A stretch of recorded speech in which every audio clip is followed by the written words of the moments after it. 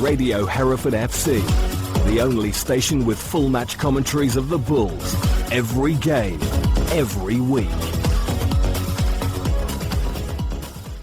Since we recorded the upcoming podcast, there have been a couple of changes that we need to let you know about. Firstly, we are going to be doing a live broadcast on the Friday night, the 10th of March. It will be taking place at the football club itself, Bideford Football Club, in one of their bars. If you're interested in coming to that event, please let us know by looking at the Hust Exiles and Friends Facebook page, where you will find an event and you can let us know that you're going, and we'd love to see you there. Please do let us know if you're going, because we do have to let them know of predicted numbers. Secondly, very importantly, we found out since we recorded the podcast that Hereford away days are leaving at 8:30 from Radford's, and Reg has now reduced the price from £25 to only £20. If you want to sign up for that, then visit Hereford Away Days Facebook page, go to that event and sign up there. Okay, we hope you enjoy the rest of this podcast, and we'll see you all soon.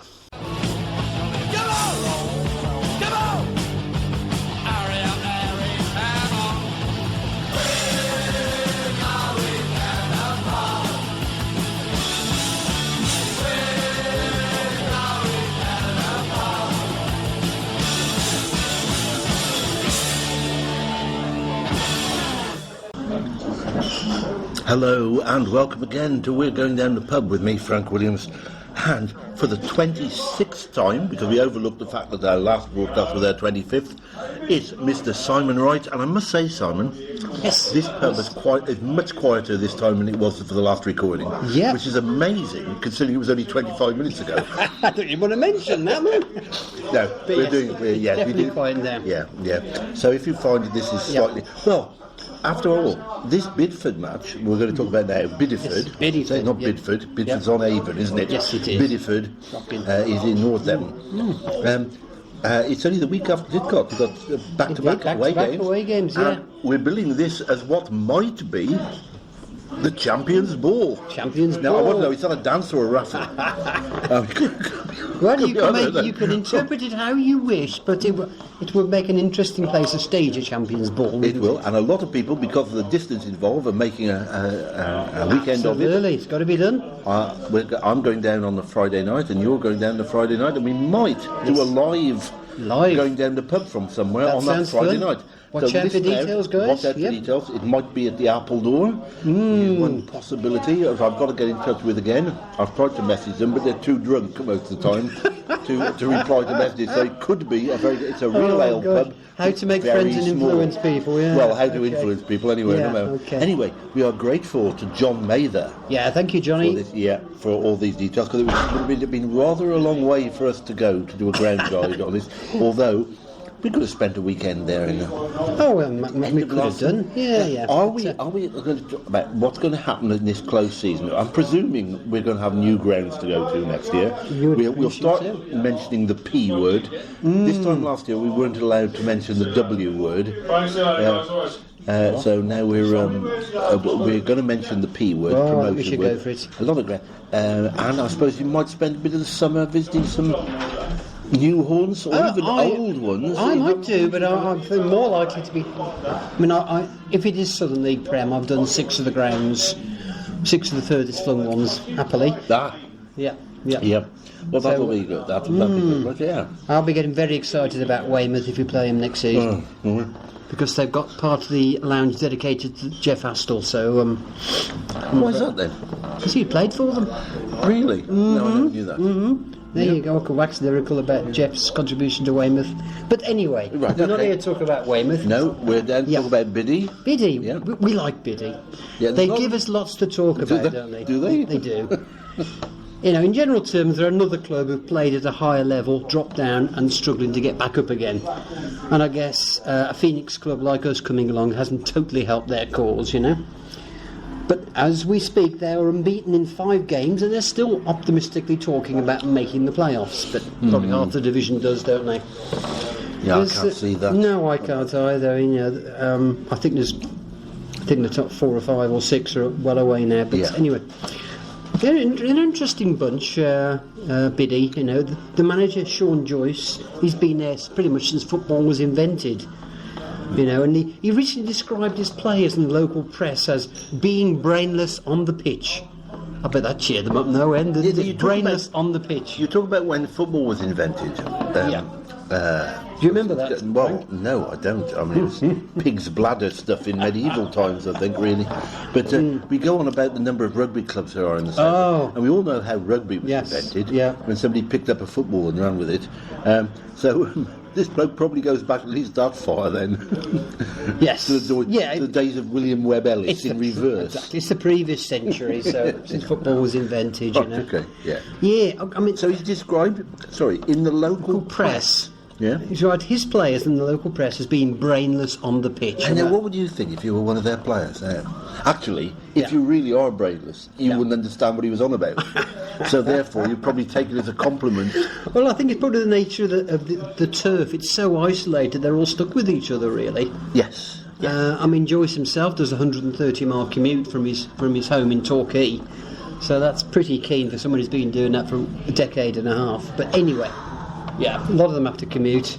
It's a bit like Edgar Street, really, but, you know... Well, they don't have to commute. You could always do a Purdy and come and live in the town. But Bideford's a little bit too far away from centres of... population. Civilisation. Yeah. It's quite a small place, but it is a small place. But very pretty. It's very nice river. Just about coastal. You can just about get away with living in a coastal town, but without coastal prices. Yeah. So, it should... So they do describe it as a North Devon tourist attraction, but are we also circulating as the North Devon Tourist Board? I think possibly not. Okay, fair enough. Let me tell you a bit what about. What have they ever done for us? Oh, I don't know, mate. I don't know. The side is probably not. Come as on, good. they've got some characters. Yeah, come on. Let's talk about Bideford squad. We have talked about one of their characters in the past. We talked about several of them in the past, but they're great. I mean. Quite why they've got a 75-year-old up front in the shape of Billy Tucker, I don't really know. But I mean, the pictures of him, they've sort of made him look quite young. I don't know how they've done that. Perhaps it's just a load of scrumpy and whatever else pasties that they have in that part of the world. But he's clearly the same man who helped Mick McLaughlin keep out Supermac back in '72. He's got to be the same guy. Can't be two. Well, it can't be two Billy Tucker. From what I can remember of the song, there's only one Billy Tucker. And you know, actually, we could start singing. We could go down to Bideford and sing. Actually, there's only two Billy Tuckers. It would be quite interesting. I can just see it now. I can just see it behind that. Pretty much. There's only two Billy Tuckers. Would be excellent. Yeah. Right. God, the PRS will be along soon, won't they? Watching copyrights. And now they've got Billy Tucker, who's 70, we reckon 75, and he's playing up front alongside Big Kevin Squire. He's 38. Yeah. So, you know, put the two of them together, and I bet neither would have to pay for a TV licence. Yep. So there you go, their thoughts. Well, they only need a black and white one anyway. Yeah, exactly, exactly. Can you still get black and white TV licences? Much of interest. Oh. You used to be able to get two types. Colour, I think it's only one sort. I think it's only one sort. Yeah. My word. It's what you learn on these broadcasts. Yeah, absolutely nothing. Yeah, nothing, okay. No. And who will be playing in goal for Bideford? Well, who knows? Well, they've used 5 so far. They have. Yeah. The much-loved Buster Colville, we've spoken about him before, he was the surfer keeper. He spent a whole year travelling and chasing the waves. That's right, because when they played us, you were on about the fact that if he brought his surfboard, there was a lot of bad weather around the time. He could have gone flooding on the lug. Yeah, the lug was in full flow at the time. Yeah, what an opportunity missed. Absolutely. But he's probably not the surfer keeper anymore. He's probably arguably the skier keeper now. Right. He spent the whole of January skiing in Val d'Isere, 5 weeks. Right. Not that we're envious of this guy, of course. No. He spent a whole year travelling the world and then 5 weeks skiing. But no, we're not generous of him at all. But there you go. Poor old Buzz Lightyear. Now, we do love Buzz, don't we? Now, he seems to have been left on the shelf. Hasn't started a game since November. I mean, I hope we haven't set him. But just to remind anybody who doesn't know, one of the Biddy midfielders changed his name to Buzz Lightyear back in 2015. And then probably wished he hadn't, you know. He later got charged with speeding, and all the national newspapers picked it up, you know. The press made an awful lot of the fact he was driving a 10-year-old Corsa. I don't really understand the logic here. I mean, older cars always go faster. Well, you've only got to ask Keith. Ask Keith Hall. He'll explain. Go faster. Especially when you're a passenger in somebody else's. Let me tell you a bit more about good old Buzz. He was playing in a Step 5 game. He got booked. He gave his name as Buzz Lightyear. The referee wasn't terribly impressed, reported him to the Devon FA, and they fined him for gross misconduct. And, this is on top of the restaurants cancelling bookings because they thought he was taking the Michael, and the DVLA refusing him a driving licence. Even though they get him for speeding, they refuse driving licence. And then he had his fiancée, who obviously wasn't terribly impressed at the prospect of being Mrs. Buzz Lightyear, so he's changed his name back again. So there you go, Sam Stevens. Well done, that man. You've kept us amused for ages, but right. So that's the Bideford squad at the ground. Yes, yeah, quite a big capacity. This it is in theory. I mean, they've had 6,000 people on the ground before now, but our man on the ground, John Mather, says 2,500 is probably more sensible, more realistic. And the pictures, if you look carefully at the pictures, I think it's probably right. To be honest, there isn't a sort of infrastructure that says 6,000 to me. No. Now, you're going to talk about prices now and say it's £8 for kids, but can I say that all the other clubs that we've said, it's £8 for kids, have always put their prices up when we come knocking at the door. So expect it to be £9. Okay, well. Well, I'm not saying it's going to be, but we did this before with one or two other clubs, and when we got there, it was £9. Yeah. Who was the one that were charging £8.50 or whatever it was? We thought they'd have to go down to the bank beforehand to get was that Yates? They put it up to £9. Of course they did. Yeah, of course they did. Okay, well, you completely stole a myth and knew that one, mate. Were you going to say the same? Yeah, okay. Well, moving on rapidly then. Whatever figures we could, probably may be inflated, so there you go, that's the message. Now, interestingly, they've already had a home game this season, Biddy, of 884 people. That would be Barnstable then, would it? Barham, yeah, yes, that's right. Their derby, isn't it? It is. Derby. And we beat it, that's fairly unusual. We're not the biggest gate. But the Egg Chasers are in the way again. No. Yeah. Another away match with it. Yeah. They're at home at the same time. What a surprise. It is extraordinary, isn't it? Nice, decent ground by the look of it. Main stand, 200 plus seats, set back from the pitch, raised above the pitch, which is good. And it's got a very long ramp access for disables, so good on thinking about that. They've got another stand that's got 100 seats, although it's got a row of pillars at the front. It's quite unedifying, shall we say. And there's covered standing either side of that. They're very low steps, though, for literally 1,000 people. But if you're short, you probably don't want to stand at the back. It's not a very good idea. The vocal home supporters, you can find them by the tea shed. Perhaps they're complaining about the price of tea, I don't know. But they've only paid £8 to get in, so it doesn't matter, really, exactly. does it? You call them they're vocal home supporters. Are they vocal? By Step 4 standards, I believe they are. Which is sort of like one step above silence, But then again, we've not exactly covered ourselves in glory all the time, have we? But there you go. Yeah. Loads of car parks. There's a range of car parks within 5 minutes walk. Yeah, but it's a town centre ground, isn't it? Yeah.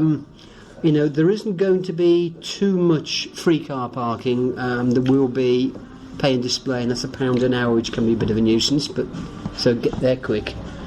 Yeah, okay, and watch out for those people with funny shaped balls, because they will be around. Refreshments, okay, choosing words carefully. The standard clubhouse beer won't get the connoisseurs excited, shall we say? It's dire. Or grim. Okay, no, sorry, we're not using grim. No, grim's... It's potentially dire. Yeah. It could be. But it is very, very handy and convenient. The Robin's Nest is upstairs. It's got the best view of the pitch. It would be if it's a nest, wouldn't it? I suppose so. But cute, with the unique feature, it's got a stair lift for the disables. Really? No, I can't think of anywhere else we've got stair lift. Well, you get 4 at a time on it, wouldn't it? I don't think we'd have like that a many, ski lift. Yeah. Yeah. No, you were skiing goalkeeper could use practicing his ski lift techniques to get to the top of the piste. Thought, isn't it? Yeah, with his skis attached, yeah. I did say piste, but Keith will not edit that out because that was please.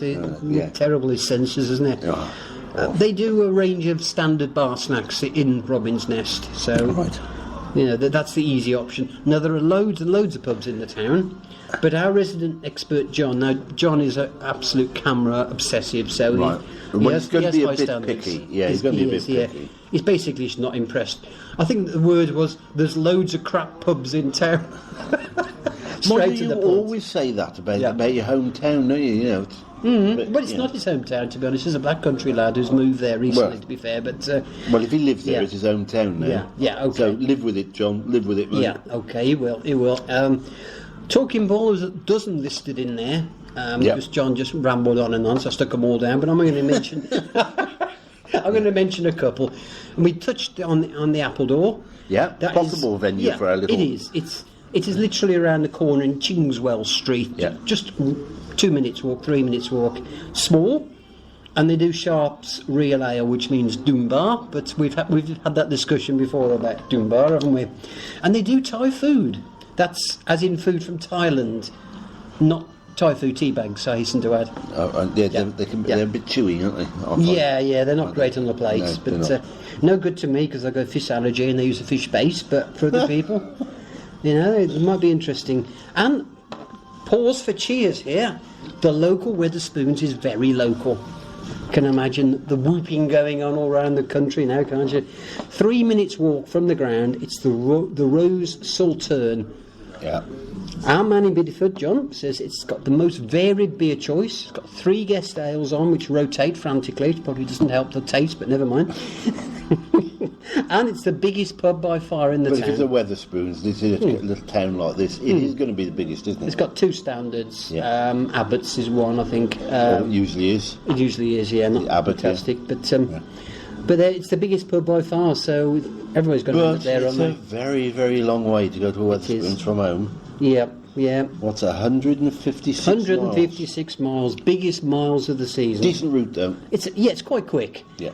Or very, very quick if Keith Hall is driving, Yeah. I mean, I do speculate, wonder whether, Keith would be a fantastic coach driver. What, driving Reggie's coach? Reggie's coach, well, yeah. yes, it wouldn't have to leave till 1 o'clock. But as it is, Reggie's planning on leaving at 8.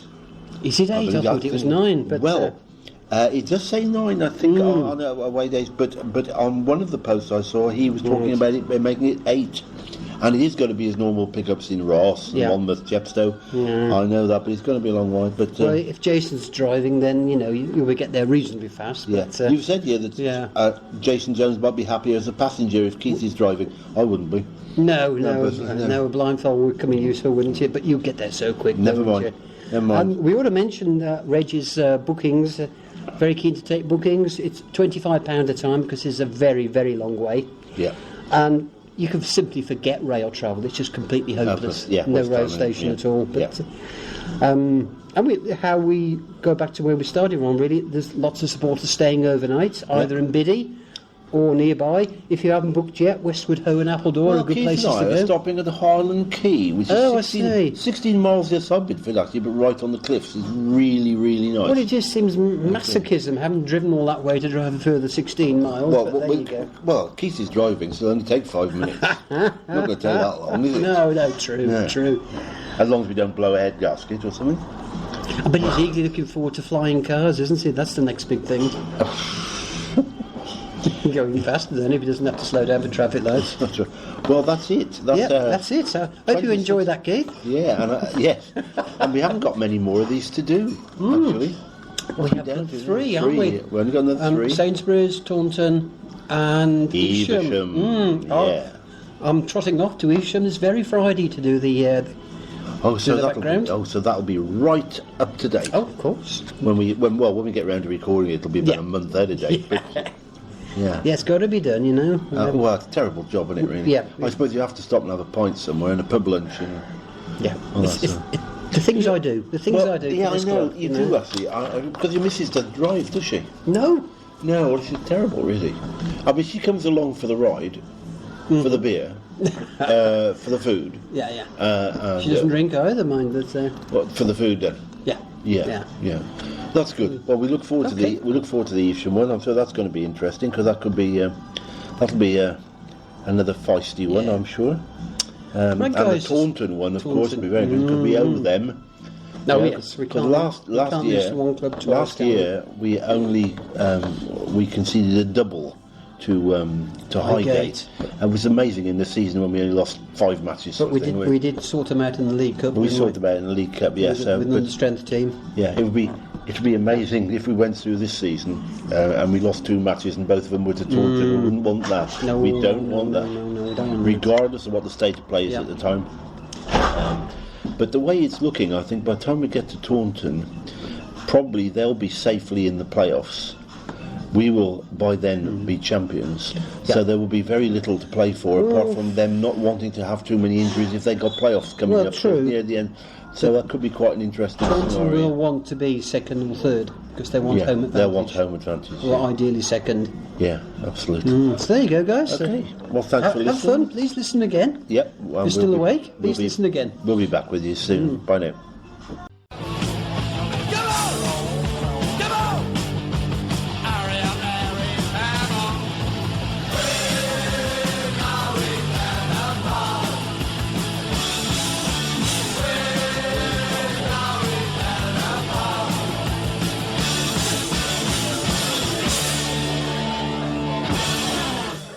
This is Radio Hereford FC, the home of the Bulls.